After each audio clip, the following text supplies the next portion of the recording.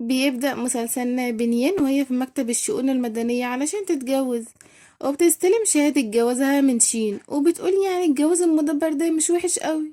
ساعتها بتتصل بيها صاحبتها، بتقولها انتي فين يا بنتي؟ العريس اللي جبتهولك بقاله 3 ساعات مستنيكي، مرحتيش ليه؟ بتبص نيان بصدمة لشين وبتقولها ما انا معاه واتجوزنا كمان. بتقولها شكلك مجنونة ومن كتر ما امك بتزن عليكي تتجوزي خرفتي. عموما هو مستنيكي هناك في المطعم. كل ده قدام شين اللي بيبصلها وهو بيبتسم، فبتبصله نيام بإحراج وبتعرف انها اتجوزت بالشخص الغلط، وبتقوله طبعا اذنك انا بقى، وبتجري من قدامه. وهنا بيجي مساعد شين وبيقوله من ساعة ما رجعت من السفر ما جيتش البيت ليه؟ قال له روح انت بس وبلغ الجدة اني خلاص اتجوزت. والمساعد مصدوم، ازاي الرئيس شين ابو قلب حجر يتجوز؟ بعدها بتروح نيان تجري علشان تلحق مقابلة العمل في شركة شين. ولما بتيجي تركب الأسانسير بيقولوا لها الموظفين ابعدي بسرعة، ده خاص بالرئيس. وهنا بيوصل الرئيس وبتكون صدمة نيان أكتر لما بتلاقيه هو نفسه شين جوزها. وبتفضل متنحة لحد ما بياخدها من ايدها قدام كل الموظفين وبيركبها الأسانسير معاه، وبيسألها جاية ليه، عشان يعني لو محتاجة مساعدته في حاجة. بتتكسف وبتقوله جاية أعمل مقابلة عمل، بس بتخبي عليه إنها جاية تشتغل عاملة نظافة. وبتلبس لبس الشغل وبتقابل هناك بنت عمها، واللي بتفضل تتريق على شكلها وبتبقى متنكة عليها لأنها شغالة سكرتيرة الرئيس. وبتقول لها اصبري بس لما ابقى مرات الرئيس هتوسط لك عنده واساعدك تشتغلي شغلانه عدله. وبتضحك بخبص وبتمشي. وبتبدأ نيان شغلها والموظفين بيدوخوها وبيشغلوها كل حاجة تتخيلوها، لحد ما بتبقى هتموت من التعب بس بتبقى ساكتة. وبيجي شين بتشوفه واني وبتزق نيان اللي ماسكة كوباية القهوة عليه، فبتدلق على هدومها وبتقول واني لشين اسفة يا ريس، دي بنت عمي ودايما بتعمل مشاكل في شغلها، لو تحب هرفدها حالا. بس بيتصدم الكل لما شين بيقلع الجاكيت بتاعه وبيلبسه لنيان علشان هدومها المتبهدلة، وبياخدها معاه قدام الكل. وفي مكتبه بتقوله بقى يا جوزي تسيبني اتبهدل كل البهدلة دي؟ قال لها ما قلتليش ليه انهم بيعاملوكي وحش وبيبهدلوكي في الشغل؟ قالت له يعني علشان ما فيش عاملة نظافة غيري هعمل ايه؟ فقال لمساعده ان من النهاردة نيان هتبقى عاملة النظافة بتاعته هو بس. وبتقرب منه جامد بعجب وبتقوله انت حبيتني ولا ايه؟ شكلك اعجبت بيا. وده بقى من يوم جوازنا صح؟ قال لها ابدا من قبلها، لان ده ما كانش اول لقاء ما بينا. وبعدها بيقعد شيم مع جدته وبتقوله النهارده عيد ميلادها، وهي عزمت بنت جميلة علشان تعرفوا عليها وتجوزها له. قال لها انه خلاص اتجوز بنت اسمها نيان وبيحبها. بتقوله طب شوفها الاول. قال لها ابدا مش هقابلها، دي اكيد نصابة. وبنعرف ان البنت اللي الجدة بتقوله عليها هي نفسها نيان لكنهم ما يعرفوش. وبتبقى نيان قابلت الجدة صدفة في الماركت وهي بتشتري جزر، لكن الجدة لقيته خلص وزعلت ووقفت لوحدها عند باسكت الزبالة. ونيان بتشوفها وبتفكرها فقيرة ومش لاقية تاكل، فبتعزمها على الأكل وبتقولها إنها تجيب لها هدية حلوة علشان عيد ميلادها. وبتروح تشتري جزر وبتروح بيت الجدة، بس بتتفاجئ إنه طلع قصر كبير. وفي نفس الوقت بيجي حبيبها الأولاني وبيفضل يهينها لأنها فقيرة وجاية قصر عيلة شين. وبيجي مساعد الجدة وبيوريله حبيب نيان السابق وخطيبته الهدايا الغالية اللي جايبينها للجدة علشان يقابلوا شين، بس رغم كده بيرفض يدخلهم وبيدخل نيان اللي بتطلع لهم لسانها وبتغيظهم. وبتدخل وبتستقبلها الجدة وبتفرح جدا لما بتديها نيان الجزر كهدية، وبتعجب ببساطتها وبتقول لها وانا كمان عندي ليكي هدية، وبتجيب لها لبس ومجوهرات وحاجات غالية كتير. فبتقول لها نيان ايه كل ده كتير جدا مش هقدر اقبله. بتقول لها طب خدي يا حفيدي بداله.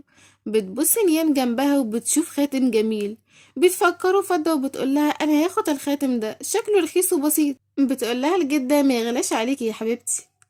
وبتمشي نيان وبيبص المساعد لمكان الخاتم ومش بيلاقيه، وبيسأل الجد عليه لأن المفروض ده لمرات شين. بتقوله ايه يعني، هو أنا اديته العروسة المستقبلية. وتاني يوم في الشركة بتفهم واني الموظفين إنها حضرت عشاء عمل مع عيلة شين، وإن عيلتهم اتعرفوا على بعض والجدة حبتها جدا. بيقولوا لها لأ بقى ده انتي كده بقيتي مراته رسمي، وبيضحكوا لحد ما بتيجي نيان وبيقولوا لها ان واني حضرت عشاء العمل مع شين وهتبقى مراته قريب، يعني ما تفكرش علشان خلاها مساعدته الشخصية، خلاص بقى مهتم بيها. وبيبقوا غيرانين منها جدا. بتقول لهم بجد مستحيل، هو ما كانش في عشاء امبارح اصلا. بتقول لها واني وانتي ايش عرفك؟ لو انتي صادقة فعلا قولي لنا كان فين. بتقول نيان في نفسها انه كان معاها طول اليوم بس مش ينفع كده قدامهم. وبتوري لهم واني خاتم زي بتاع نيان اللي خدته من الجدة، وبتقول لهم ان الجدة اديته لها علشان تكون مرات حفيدها قريب. بتقول لها نيان ان الخاتم ده مش غريب عليها. بتتريق واني عليها وبتقول لها هو واحدة زيك هتشوفه فين بقى في احلامها؟ بتطلع نيان خاتمها من جيبها وبتقول لها اهو معايا زيه. بيتصدموا الموظفين وبيقولوا لها انها اكيد كذابة وان الخاتم اللي معاها مزور. ما هو الجدة مستحيل تدي خاتم زي دوت لخدامة زيها، وان واني هي الصادقة وانها تبقى مرات الرئيس. بتقول لها واني ان الجدة بنفسها اللي اديتهولها، وتبطل بقى غيرة منها وتقلدها في كل حاجة. بتقول لها نيان وانا هقلدك انتي؟ انا رحت للجدة بتاعها يوم عيد ميلادها وهي ادتني الخاتم بنفسها. بيضحك الكل عليها وبتقول لها واني بسخرية بقى الجدة هتديكي خاتم بمليارات وكله احجار كريمة؟ بتتفاجئ نيان بالكلام لانها ما كانتش تعرف وكانت فاكرة انه فضة، علشان كده اختارته. وبتقول لازم ارجعه للجدة، وبتيجي تمشي بتمسكها الموظفة وبتقول لها انها حرامية ونصابة وان هما يطردوها برا الشركة. وهنا بيوصل شينو بيقول لهم طب الجدع يقرب لها وانا موجود. بيخافوا منه وبيقولوا له انهم كلهم شاهدين انها كدابة وبتتبلى عليه، وانها عارفاه وبتقول انه ما كانش في عشا عمل امبارح. وبتقول له واحدة منهم اراهن بوظيفتي انها كدابة. قال لهم بس هي مش كذابة، انا فعلا ما كنتش في عشا عمل امبارح وكنت مع نيان. وبيقول الموظفة تلم حاجتها وتمشي. بتقول الموظفة لواني اتكلمي وقولي حاجة. بتقول لها انا ما قلتش حاجة وما قلتش اني كنت معاه اصلا، وبتنكر كل حاجة قالتها. بتقول الموظفة طب ارفد نيام بقى علشان هي كمان كدابة. وبتقول ان الجدة ادتها خاتم العيلة مع ان الخاتم الاصلي مع واني. وبتتوتر واني وبيسأل شين واني لو هي العروسة اللي الجدة جايبها له، وبيكون فاكرها البنت اللي جدته وكلمته عليها.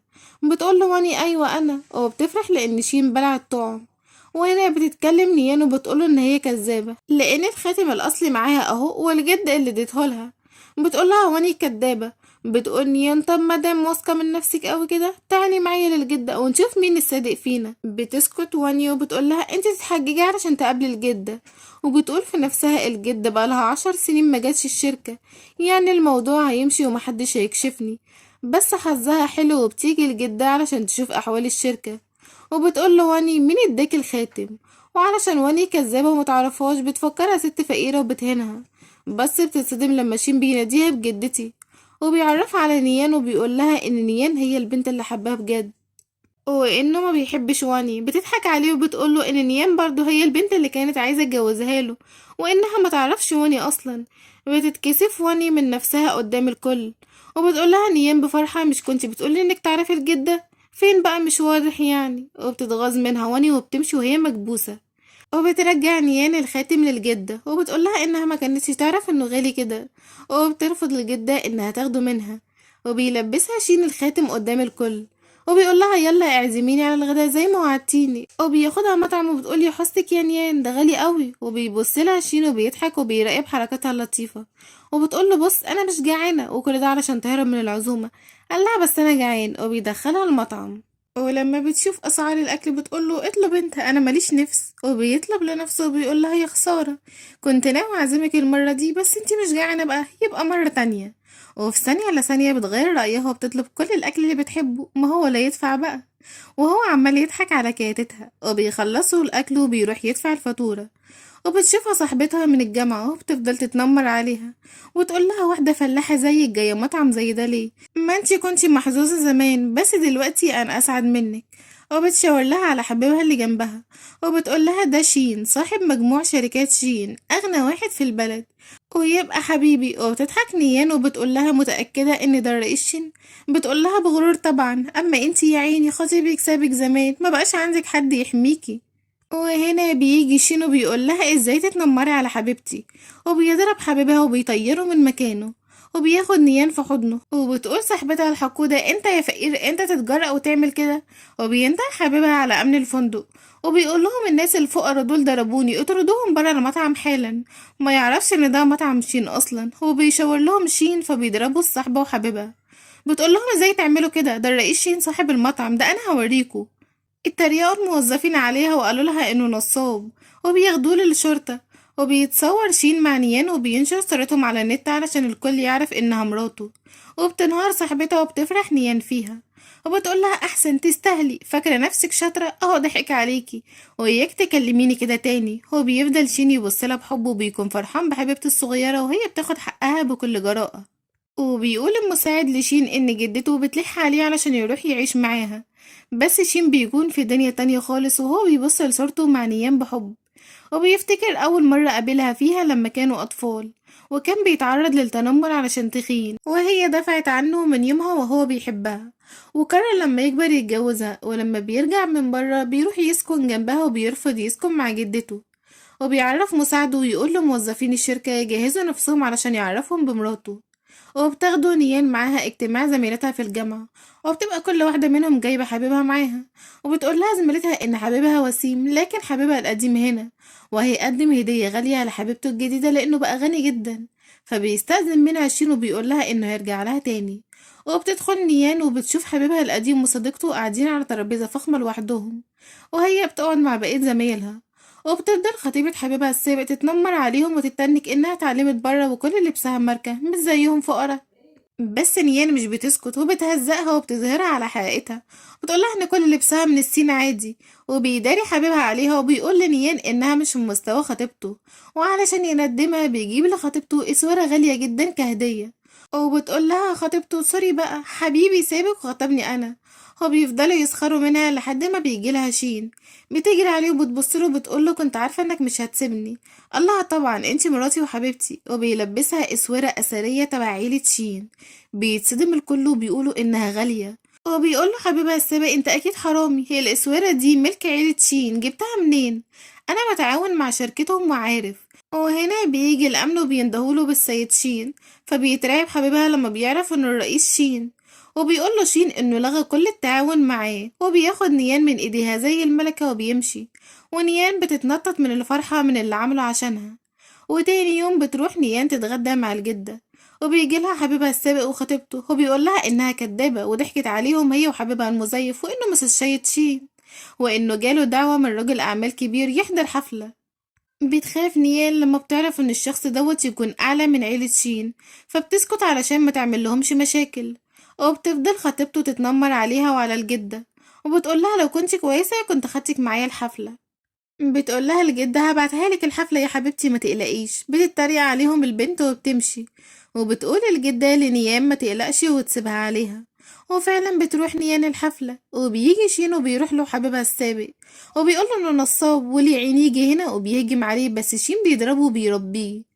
بتقول له خطيبته انت اتجننت، وبتقول لصاحب الحفلة يطرده بره. قال لها انت اللي اتجننتي، ده الرئيس شين. بتتصدم هي وخطيبها انه طلع الرئيس فعلا. وبيأكد عليه شين انه بعتله الدعوة علشان يقوله انه فضل الشراكة مع شركته. وبتيجي نيانو بتقول لشين انت عملت ايه، بوظت الحفلة، ده صاحب الحفلة يخرب الدنيا، يلا نهرب بسرعة. وقبل ما يفوق من صدمته من كلامها بتشده من ايده وبتخرج بره. بيقولها انت بتعملي ايه، الحفلة دي جدتي اللي عاملاها اصلا. بتقوله اصلا. وفي الشركة بتقولها واني ان شين طلب منها تساعدها في الملف ده وتبعته معاها، وبتاخده نيام منها وبيراجع شين. فبتقوله واني اكيد في غلطات، معلش حاولت اعلمها بس هي اخرها عملت نظافة. الله صح، علشان كده انت هتشتغلي مكانها، ولو مش عاجبك مع السلامة. وبيقول لنيان اوعي تخلي حد يضحك عليكي تاني، وبيعزمها على العشاء بالليل. وبيروح لواني وبيقولها تعرف نيان تجهز نفسها علشان عشاء العيلة. بتتغاظ واني لانها بتكون مفكرة انه هياخدها هي معاها بصفتها سكرتيرته. وبتروح لنيان وبتقولها ان شين ومساعده عملوا حادثة وهم رايحين الشركة، وتليفوناتهم مقفولة ومش عارفين يوصلوا لهم. بتترعب نيان عليه وبتجري تشوفه. وبيجي ميعاد العشاء ونيام مش بتظهر، وبيقلق شين عليها، فبتقوله واني انها ممكن تروح معاه بدلها. قالها مستحيل، لو مش هي يبقى بلاش. وبيخلي مساعده يدور عليها لحد ما بيعرف مكانها وبيروح لها. فبتجري عليه وبتلومه انه اختفى لانها كانت قلقانة عليه، وبيغمى عليها من التعب. بياخدها شين بيته وبيقول لمساعده يعرف الجدة انه مش هيقدر يجي العشاء. وبيفضل طول الليل جنب نيان يهتم بيها. والصبح بتقوله انها لازم ترجع شقتها علشان والدتها. وبتيجي تخرج بتشوف انها بره، فبتستخبى لحد ما بتمشي، وبعدين بتروح بيتها قبل ما تشوفها وتعرف انها مع راجل غريب. وبيكون شين ساكن جنبها علشان يكون قريب منها. وفي بيت نيام بتحاول تمهد علاقتها بشين لوالدتها اللي ما بتصدقهاش اصلا، وبتقولها شين مين يا بنتي، احنا فين وهو فين، فوقي من احلامك. بتزعل نيان وبتقابل شين، بتقول له امي مش مصدقه انك ممكن تبصلي اصلا، لا لازم تقولها بنفسك. قال لها طبعا هروح بنفسي علشان اقنعها بعلاقتنا وجوازنا. وبيروح وهو جايب لها هدايا كتير، وبتمسكه نيام من خدوده قدام رجالته، وبتقوله كلفت نفسك ليه، وبتفضل تعرفه هيعمل ايه قدام والدتها. وفجأة بيتفتح الأسانسير والأم بتشوفهم وبتتصدم، وبتستجوب نيان اللي بتقولها إن هي وشين ارتبطوا. بتقولها الأم مستحيل، ده أكيد يا بنتي بيضحك عليكي، يعني تروحي تشتغلي خدامة في شركته ويعجب بيكي انتي؟ ابعدي عنه، دول مش شبهنا، أكيد هيختار في الآخر بنت شبهه ويسيبك. وهنا بيرن الجرس وبتيجي الجدة مع شين علشان تقابل أم نيان وتتعرف عليها، وبتقولها إنها جاية علشان تطلب إيد نيان لشين. والأم يا عيني مظلومة ومش مصدقة نفسها. بيقولها شين إنه جايب لها هدية بسيطة كده، وبيديها لوحة لأنها بتحب الرسم. وأول ما بتشوفها بتقوله جوز بنتي حبيبي، روحي يا بنتي يا نيان هاتي الشربات. وبيفتح شنطة مليانة مفاتيح عربيات وعقود، وبيقولها إن كل العربيات دي والأسهم والعقود كتبها باسم نيان كمهر ليها، وبيتمنى إنها توافق عليه. محظوظة نيان دي. بتقوله مش خايف بقى أسرق الفلوس واختفي؟ بتسكتها أمها وبتقولها اخرسي هتعك الدنيا، بس شين بيبتسم وبيقولها بحب لأ مش خايف، المهم لما تختفي تاخديني معاكي. وبيتفقوا سوا على كل حاجة. وتاني يوم بتيجي صاحبتها وبتقولها إن حبيبها السابق اتصل بيها وبيسأل عليها، وشكله عايز يرجع لها بعد ما فلس وحبيبته سابته علشان بقى فقير. بتقولها سيبك منه، أنا بحب شين ومستحيل أشوف حد غيره. وتاني يوم بيجي حبيبها السابق وبيطلب منها ترجعله. بتقوله ليك عين تيجي بعد ما ارتبط بيك 3 سنين وفي الآخر خنتني مع صاحبتي وكمان خطبت غيري؟ يا أخي انت لو عندك شوية كرامة ما تظهرش تاني في حياتي أصلا. قال لها بهوس أنا ندمان، خلينا نرجع لبعض ونتجوز. بتقوله انت اتجننت، أنا أصلا متجوزة. مسك ايديها وشدها وهو مش مصدق، وقال لها انت كدابة، انت بتحبيني أنا، ازاي أصلا تتجوزي غيري؟ وبعدين انت مفكرة ان الرئيس شين هيبصلك اذا كان عيلتي انا رفضتك؟ شكلك بتحلمي. بتقوله لا، ما هو مش كل الناس واطية زيك. طب انا هروح بقى معاه الفندق قدامك. وبتتصل بشين وبتقوله يحجز لهم اوضة سوا في الفندق، وهو ما بيصدق وبيفرح وبيوافق. وهي بتحس انها اتدبست لانها كانت عايزة تغيظ الراجل اللي قدامها، بس بيقول لها كدابة برضو مش مصدقك. بتقوله تمام تعالى معايا علشان تتأكد. بيقول لها ماشي. بتقول لما انك بجيح صحيح، وبتحاول تشد ايديها منه بس مش بيسيبها. وهنا بيجي لها شين وبيضربه وبيبعدوا عنها. بيقول له ازاي تحط ايدك على مراتي، والتاني هيموت من الرعب منه. بتقول له هاي صدقت دلوقتي انه جوزي؟ سلام انت بقى علشان نروح نقضي ليلتنا سوا في الفندق، ما احنا عرسان بقى. وشين بيبص لها ومصدوم من كلامها. وبتركب نيان مع شين العربية. بيقول لها هاي هنروح علشان نبات برا ونبدأ حياة جديدة سوا. بتتوتر وبتقول له انا بس قلت كده علشان يسيبني. ضحك بخبص وقال لها بس الفكرة عجبتني وهنقضي ليلتنا في الفندق سوا، وبعدها نعيش سوا زي اي زوجين. بتخبي نيان وشها بخجل منه وبتعرف ان مفيش مفر. ولحد هنا بيخلص مسلسلنا. اتمنى يكون عجبكم، ما تنسوش اللايك الحلو زيكم وتشتركوا في القناة لو لسه ما اشتركتوش، واستنوني في ملخص جديد. باي باي.